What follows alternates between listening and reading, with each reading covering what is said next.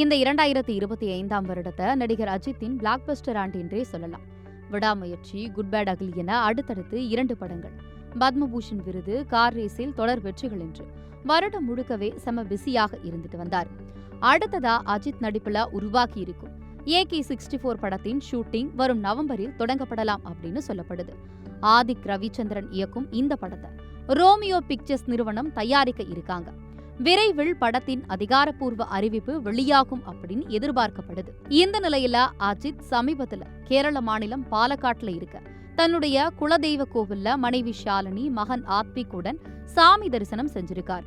அப்போ எடுக்கப்பட்ட புகைப்படங்கள் சமூக வலைதளங்கள்ல வெகுவா வைரல் ஆகிட்டு இருக்கு. அந்த புகைப்படங்கள்ல அஜித் தன்னுடைய வலது மார்புல டாட்டு குத்தி இருக்கிறது தெரிய வந்திருக்கு. இதனால பக்தி காரணமா டாட்டு குத்திக்கிட்டாரா இல்ல அடுத்த படத்துக்கான தற்காலிக டாட்டுவா அப்படின்னு ரசிகர்கள் இது குறித்து சமூக வலைதளங்கள்ல அலசி ஆராய்ஞ்சிட்டு வராங்க.